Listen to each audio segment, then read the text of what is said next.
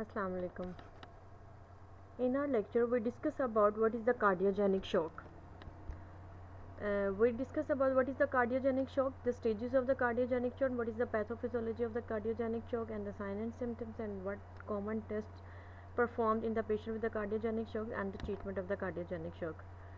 In our previous lecture, we discussed about what is the shock. The shock is a complex clinical syndrome initiated by the variety of the factors characterized by decreased tissue perfusion and lead to the impaired cellular metabolism.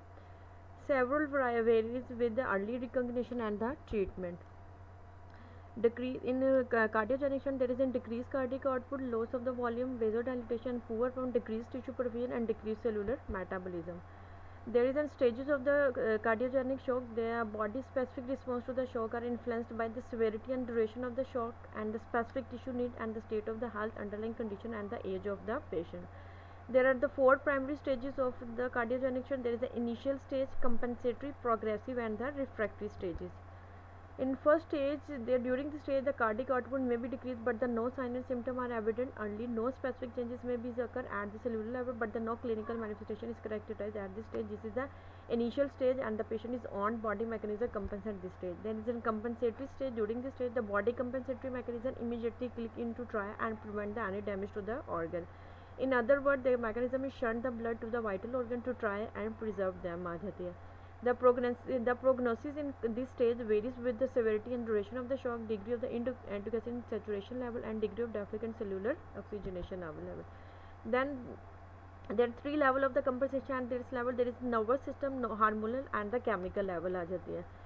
In chemical level, when there is a low BP, there is a compensation at the three level: nervous level, hormonal level, and the chemical. When there is a cardiogenic shock and body on mechanism compensate against it, in nervous system there is activation of the sympathetic nervous system and increase the heart rate, force of contraction, cardiac output, and BP. Increase in lungs, there is an increased respiratory and the vital capacity in blood vessel.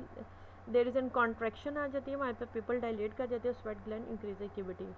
In the case of hormone, there is increase of sympathetic, increase in kidney, there is a decrease of blood flow to the kidney, stimulate the renal angiotensin converting enzyme, there is an adrenal medulla release of the epinephrine, norepinephrine, liver glycolysis increase हो जाता है, और adrenal cortex में क्या release adrenostone आ जाएगा. Chemical level में lungs में क्या blood flow in the lungs कम हो जाएगा, डेड स्पेस जो होती है यूनिट इंक्रीज कर जाएगा, हमारे पास न्यूरल में हाइपर वेंटिलेशन हो जाएगी हमारे पास पेशेंट की. तो बॉडी इन कंपेंसेटेड बॉडी के थ्री लेवल पे अपने ही मैकेनिज्म है जो कंट्रोल कर रहे होते हैं. Then the progressive stage the underlying problem exist but the compensative mechanism progress past being helpful आ जाता है हमारे पास. ठीक है. In effect the body at this level there is systemic circulation and specific organ circulation आ जाता है.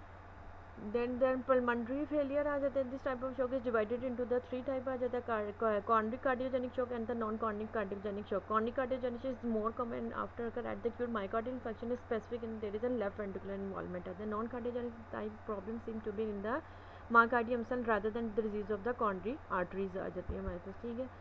Pathophysiology of the cardiogenic shock, left ventricular failure के साथ cardiogenic decrease stroke volume, decrease cardiac output, decrease blood pressure, decrease perfusion हो जाएगी. तो इनका ultimate क्या रिजल्ट होगा? Decrease contractive further decrease in the cardiac output आ जाए. दूसरी तरफ जब इनएडिक्वेट सिस्टोलिक एम्प्टी होगी, लेफ्ट वेंट्रिकुलर की फिलिंग प्रेशर इंक्रीज हो जाएगा. लेफ्ट वेंट्रिकुलर प्रेशर इंक्रीज होने की वजह से पल्मोनरी प्रेशर इंक्रीज और पल्मोनरी एडीमा हो जाएगा हमारे पास. ठीक है. Left ventricular end systolic pressure increase होने की वजह से impair ventricular filling decrease preload हो जाएगा और डिक्रीज कार्डिक आउटपुट हो जाएगी. पेशेंट हमारे पास किस तरह आएगा? पेशेंट हमारे पास lethargy, decrease level of conscious, skin इसकी पेल होगी, कूल होगी, क्लैमी होगी, टैकीकार्डिया, पल्स वीक होगी, नेक में जेवीपी इंक्रीज के साथ आएगा हमारे पास. ठीक है. अगर हम इसके हीमोडायनेमिक्स चेक कराएंगे तो हार्ट रेट इंक्रीज हो जाएगी, ब्लड प्रेशर डिक्रीज आ जाएगा, माइपेरोवास्कुलर रेजिस्टेंस इंक्रीज हो जाएगी, रेस्पिरेटरी रेट पेशेंट का इंक्रीज, कार्डिक आउटपुट डिक्रीज और यूरिन आउटपुट आज के पेशेंट की डिक्रीज कर दे. कॉमन टेस्ट जो करवाएंगे वो हम पेशेंट की एबीजी चेक करवाएंगे जिससे सेचुरेशन लेवल पता चल जाए, इलेक्ट्रोलाइट कर दें, ब्लड शुगर, नाइट्रोजन और क्रेटिन लेवल को सीबीसी करवाएंगे और पेशेंट की हम ईसीजी करवाएंगे हमारे पास. ठीक है. एंजियोग्राफी करवाएंगे हमारे पास. ट्रीटमेंट क्या गोल क्या हमने पेशेंट की कार्डियोजेनिक शॉक में क्या हमारे पास परफ्यूजन डिक्रीज है तो गोल हमारे क्या परफ्यूजन को इंक्रीज करना है. Decrease myocardial oxygen consumption, improve ventricular contractility और डिक्रीज इनफेक्ट साइज को इंक्रीज करना है. ट्रीटमेंट में सबसे पहले पेशेंट को एबीसी एयरवे ब्रीथिंग और सर्कुलेशन देंगे. रिस्टोर द ब्लड प्रेशर आ जाएगी हमारे पास. ठीक है. पेशेंट के लिए हम आइनोट्रॉपिक बलून थेरेपी को यूज़ करेंगे. Heart is unable to pump enough blood for your body need है. ये क्या करेगी? ये असिस्ट करेगी वेंटिकुलर के वो हमारे पास ज़्यादा से ज़्यादा ब्लड जो होती है वो वाइटल ऑर्गन की तरफ करें। मॉर्फिन सेडेटिव और पेन किलर पेशेंट को डिक्रीज करवाएंगे हमारे पास, ठीक है। इस थेरेपी की वजह से पेशेंट की जो हमारे पास कार्डिक आउटपुट है वो इंक्रीज करेंगे।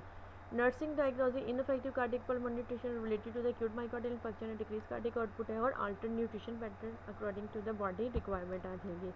नर्सिंग मैनेजमेंट कार्डियोजेनिक शॉक में क्या करनी है, प्रिवेंटिव कार्डियोजेनिक शॉक है, मॉनिटरिंग हेमोडायनामिक नर्स अच्छी तरह मॉनिटर करने हैं हमारे पास, ठीक है। और आईवी फ्लूइड को मेंटेन इंट्राइट्रोपिक बलून थेरेपी जो दे रहे हैं उसकी हमने इंडिकेशन और कॉन्ट्रा इंडिकेशन को मेंटेन करना है। Thank you. This is all about the cardiogenic shock.